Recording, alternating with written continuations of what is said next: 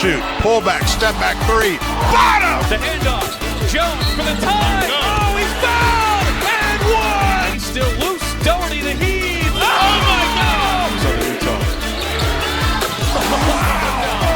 Southern Utah is going to do something they've never done. Go to the NCAA tournament. What's up, everybody? It is, I guess, Monday, October 16th. They're actually doing media. I guess it's the WAC college basketball preview show on ESPN Plus. They're doing the women today, the men tomorrow. Unfortunately, we didn't get to this last week. There were some. It's a busy time of year for head coaches, but I have UTA Mavericks head coach, men's basketball head coach, KT Turner, joining me today. KT, how are you doing on this Monday? Getting ready for, I guess it's about 3 weeks away, your first season as head coach at UT Arlington. Yeah, it's right around the corner. Just really excited for it. Just ready to get going.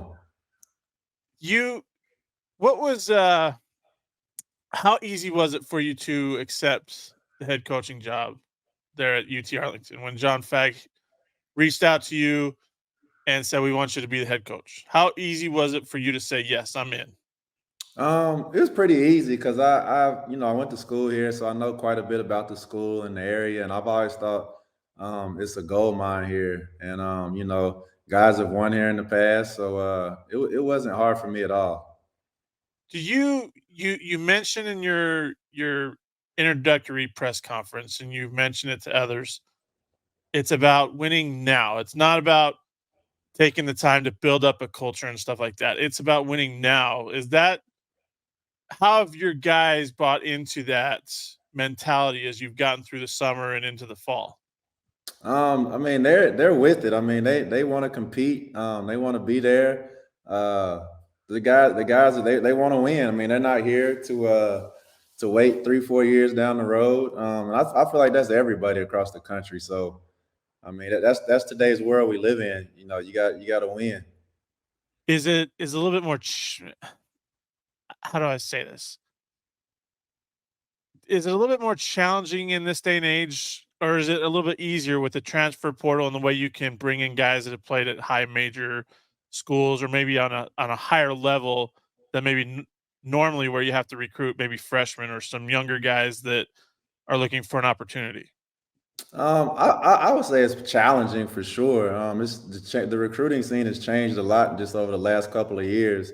And me just having a junior college background, that's helped me so much with having to always turn over a whole new roster every single year when I was a junior college coach. So it was a long time ago, but it's definitely helping me now. It's paying off.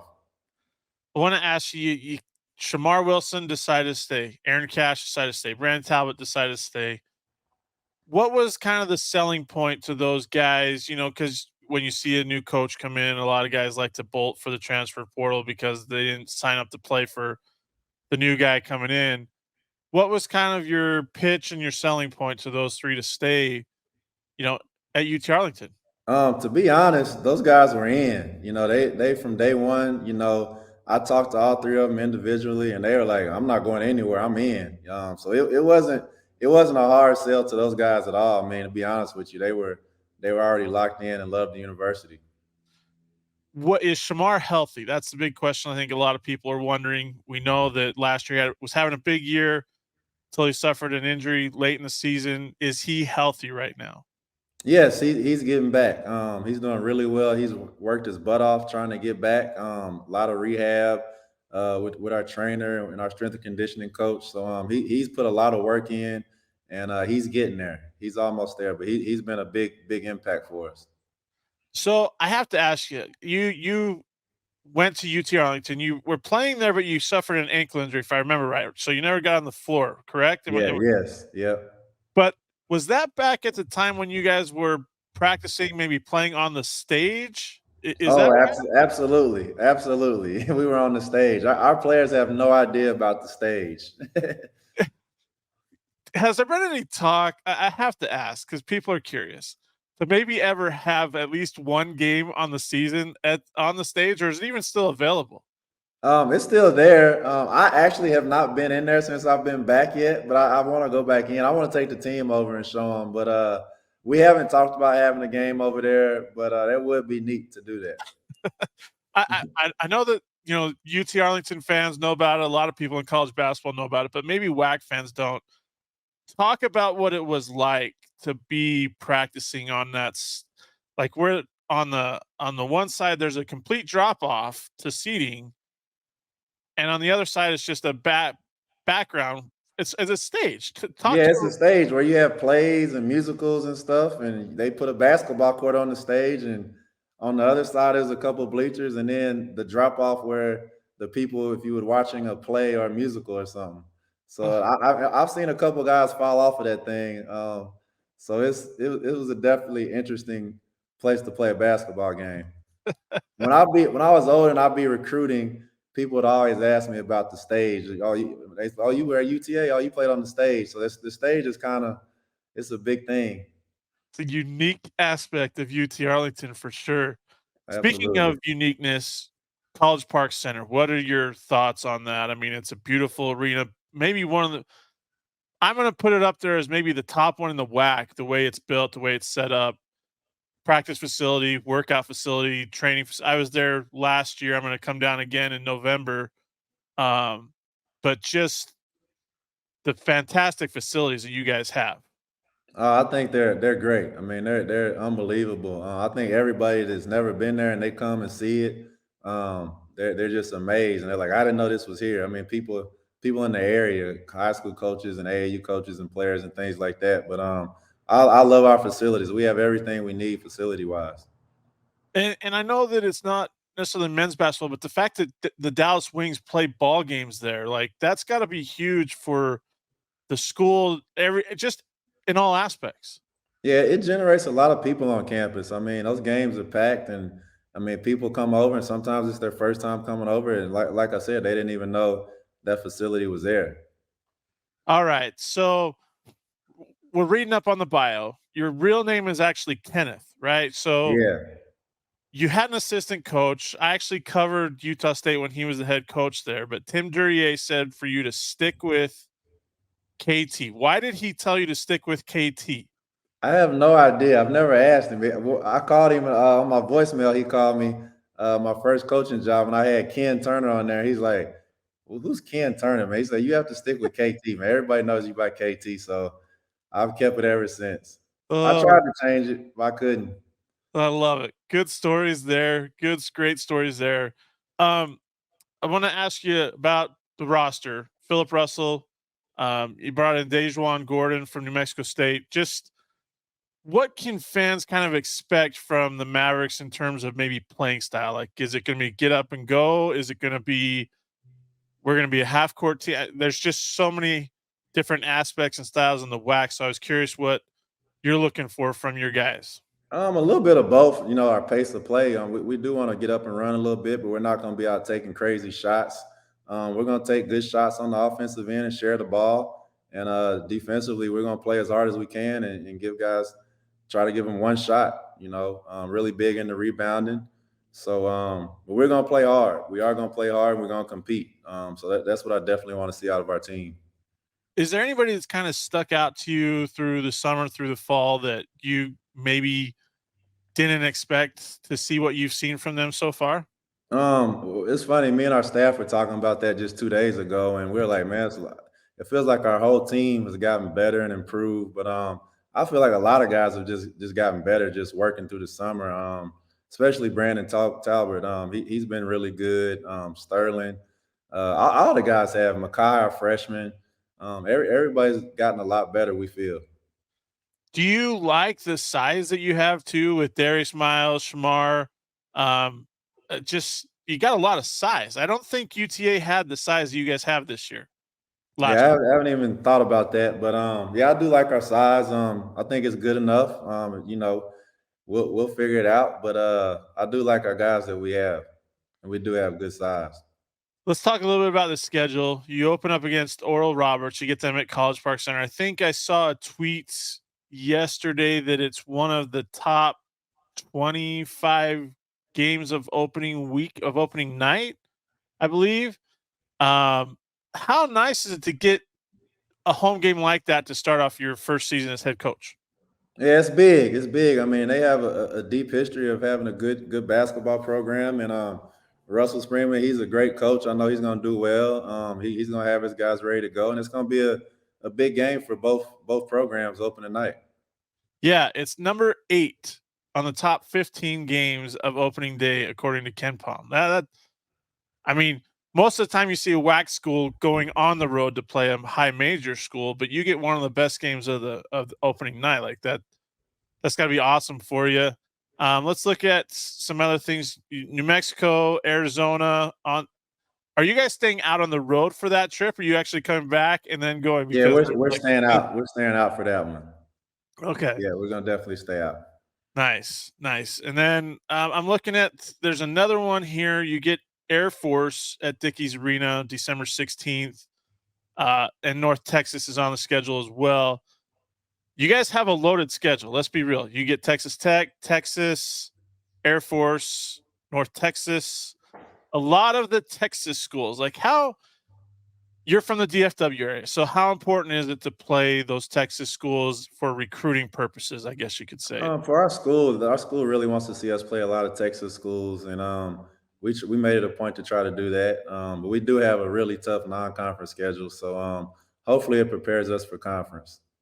And but it is speaking going to be rough. Hey, you know what though? I think everybody looks at their conference or their non-conference schedule and says it's going to be rough, and then they win some games that maybe.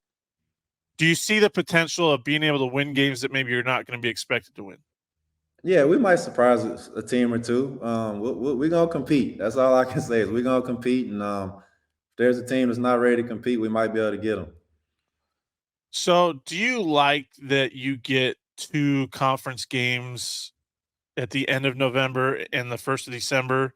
Or I mean, I know that's the way the conference had to do it with playing everybody twice, but just your thoughts on that, having that like break in between your non. I've never done it as an assistant before, so it's something new to me. But we're looking forward to the challenge. It's gonna be fun, and it is what it is. We got to play. What did you, I guess, what do you know about the WAC? What have you learned since you've been in the WAC?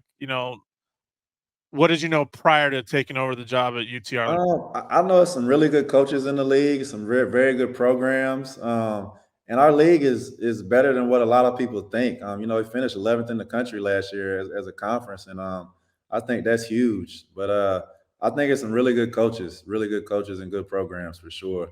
And I'm looking forward and interested in playing everybody. Have you? So if you're looking at your schedule, your WAC schedule, is there? And let's not say for playing purposes. Let's just say for just travel purposes.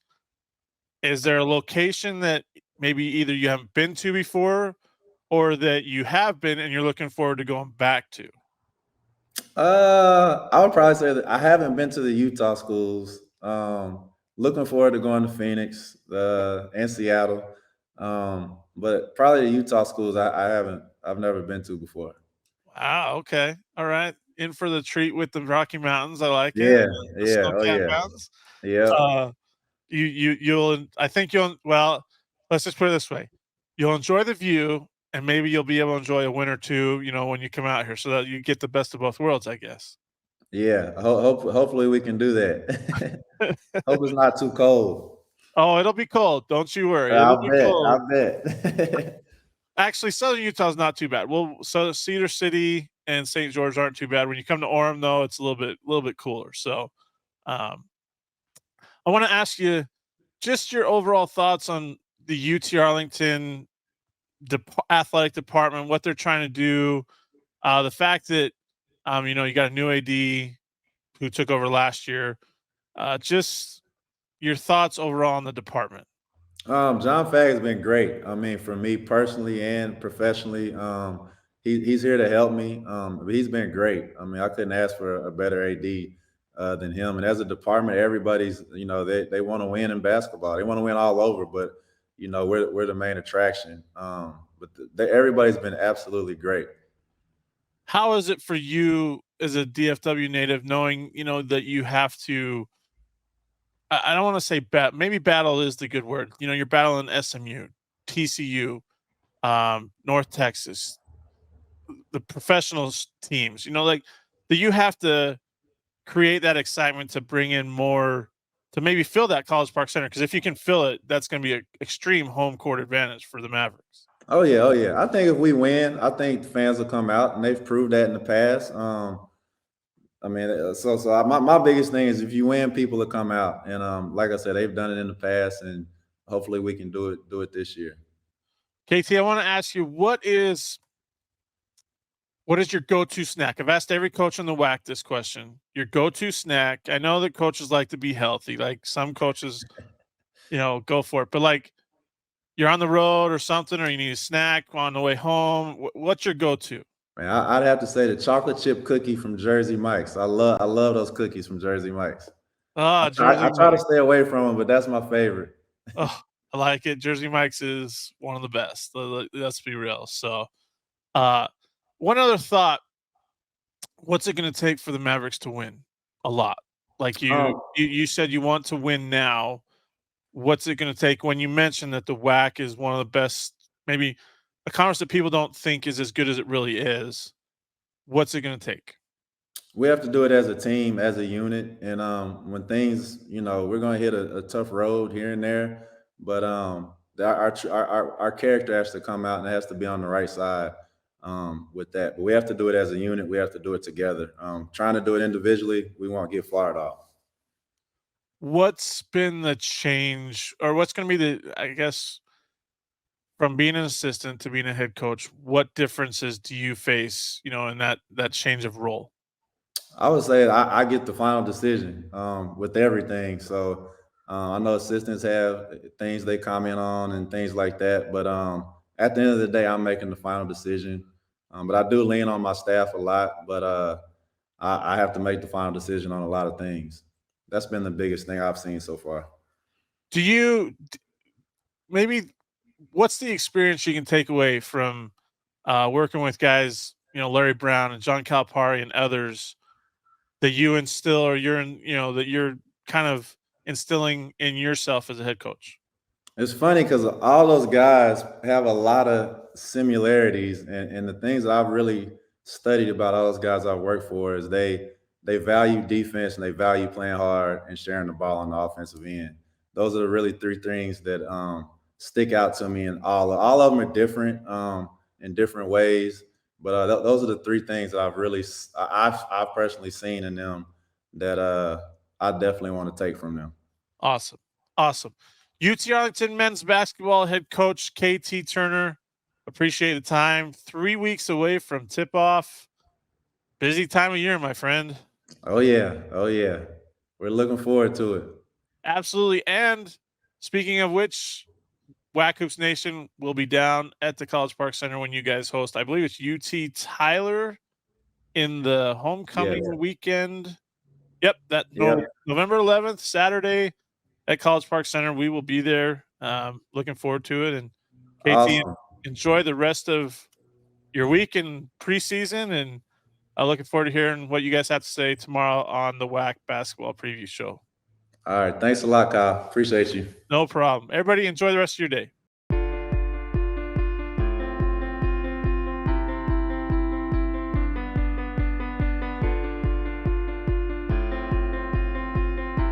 Thanks for listening to the Straight Outta WAC podcast. You can find us on Apple Podcasts, Spotify, and other podcasting platforms. Be sure to subscribe so you never miss an episode.